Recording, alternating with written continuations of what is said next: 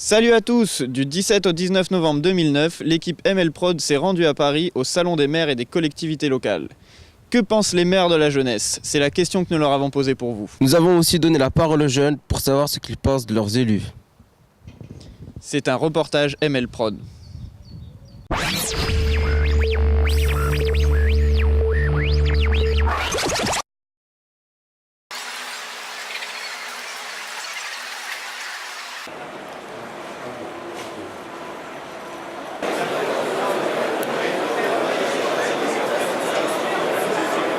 Bonjour monsieur.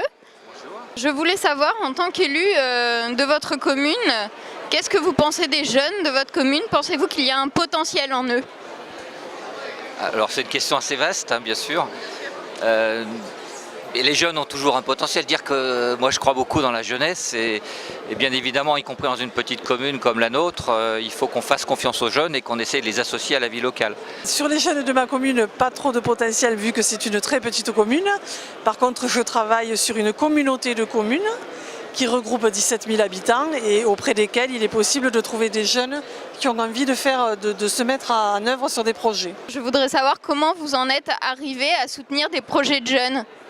Eh bien, je pense que notre relation avec les collectivités locales permet d'avoir un réseau représentatif de l'ensemble des jeunes sur l'ensemble du territoire. Et notre démarche, qui remonte à 4-5 ans, a été d'associer, de faire venir des jeunes gens qui ont été sélectionnés par les missions locales pour appartenir à cette école de la citoyenneté. Cette école de la citoyenneté, ce n'est pas simplement une association pulsive de bons sentiments, etc. C'est d'abord de rassembler des garçons et des filles à parité, de montrer que la relation garçon et fille citoyens, c'est quelque chose d'important et qui leur permet, avec des professionnels de l'instruction civique, d'aborder ces sujets de manière à les désinhiber sur le fait que c'est des personnalités de plein exercice. C'est ça qui est très important et nous sommes très heureux des retours et du suivi parce que nous assurons également le suivi et cette relation à la fois dans le temps et dans les générations, jeunes générations, c'est quelque chose de formidable parce que c'est le maillage normal de la société. Vous soutenez des actions particulières avec des projets particuliers dans votre commune auprès des jeunes? Alors notamment dans le sport, nous sommes une commune qui a des équipements sportifs importants parce que l'été nous passons de 17 000 habitants l'hiver à 150 000 habitants en été. Donc ces jeunes, nous leur demandons à la fois de nous faire des propositions pour bien vivre à la Baule à l'année, quels sont les équipements sportifs, quels sont les équipements culturels qu'ils attendent dans leur quartier. Et nous leur demandons également de réfléchir en leur communiquant les budgets de la commune aux moyens de les financer. Pensez-vous que les élus de votre ville sont engagés dans des projets jeunes? Non, je pense pas beaucoup qu'ils sont engagés dans les projets jeunes. J'entends pas beaucoup parler dans le salon, donc je pense pas que c'est leur priorité. Oui, il y en a quelques-uns, mais bon, il en manque peut-être un peu. Il n'y a pas assez de dialogue, je trouve. Qu'est-ce que ça vous apporte, vous, de porter justement ces jeunes? Ça nous apporte déjà qu'il faut que l'on ait un dialogue permanent et qu'on leur offre la possibilité de s'exprimer et puis d'avoir des activités sur la commune.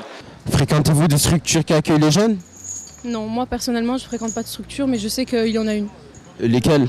Comme la maison des jeunes, comme j'ai dit. Ils aident les élèves de collège à faire leur travail après les cours. Quels bénéfices ils en retirent à votre avis? Bon, ils n'en retirent pas tellement de bénéfices puisque je connais quelqu'un qui a fréquenté cette maison-là, mais bon, ça lui a pas tellement apporté, ils y vont pour jouer, quoi. Sur local et la NPE, tout ça là. Quels bénéfices en retirez-vous? Aucun. Est-ce que vous avez mis en place des moyens de communication particuliers avec eux? Pour le moment, pas de mise en place de moyens particuliers de communication, mais ça va venir, quoi. Nous essayons d'impliquer la population directement en lien avec les projets que nous souhaitons mettre en œuvre. De quelle manière votre commune prend-elle en compte la parole des jeunes?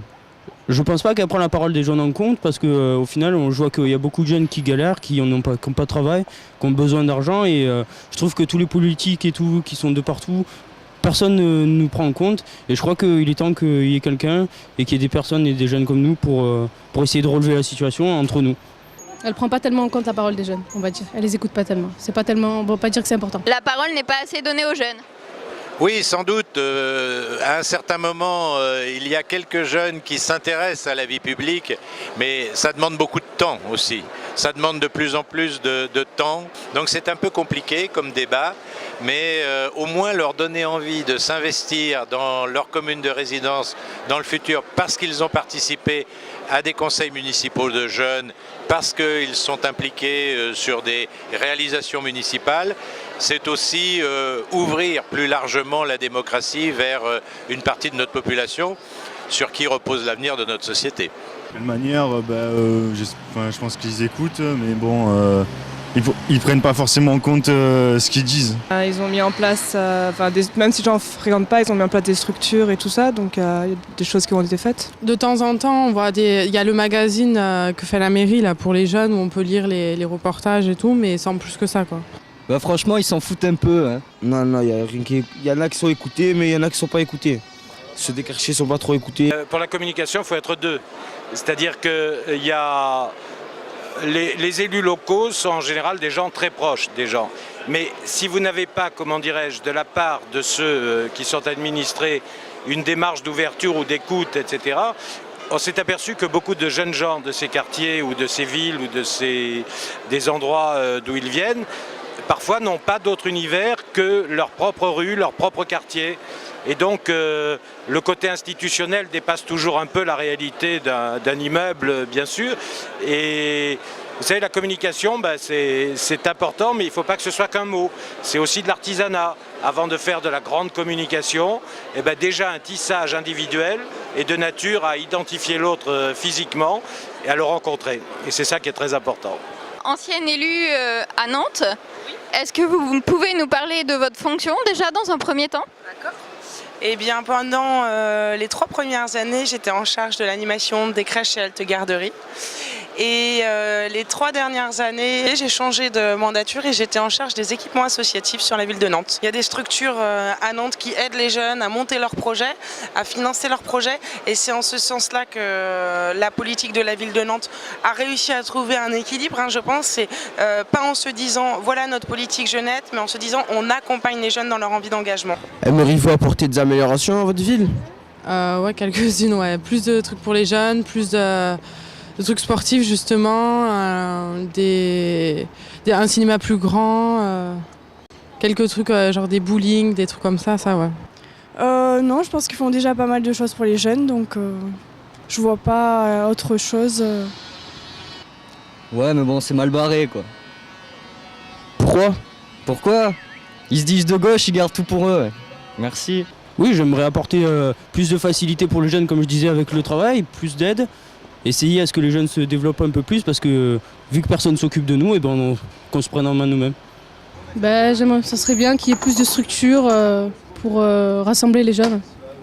Des choses plus ludiques, on va dire. Comment vous en êtes venu à soutenir des projets de jeunes comme ML Prod ?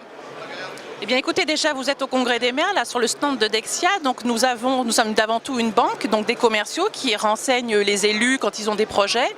Et cette banque, elle a créé donc cette fondation il y a à peu près une quinzaine d'années. Ce que nous avons souhaité au travers de cette fondation, c'est donner la parole aux jeunes. Les jeunes, c'est notre jeunesse, c'est l'avenir, c'est une façon de dire, vous avez des projets dans vos quartiers, dans vos villes, dans vos communes, des projets de citoyenneté, de solidarité, on veut vous donner la parole. Donc la Fondation, tous les ans, elle lance un appel à projet à toutes les missions locales. C'est un appel à projet national et donc 3 mois après que les missions où les jeunes reçoivent les projets, ils nous envoient à peu près chaque année une centaine de projets. Ce qui était très intéressant, c'est que Salon de Provence fait partie des lauréats 2009 pour une très belle action, puisque c'est une plateforme TV citoyenne. C'est l'occasion pour les jeunes de présenter des sujets citoyens et leurs sujets citoyens. Parce que souvent le problème des médias, c'est leur sujet à eux, mais la jeunesse a aussi des sujets.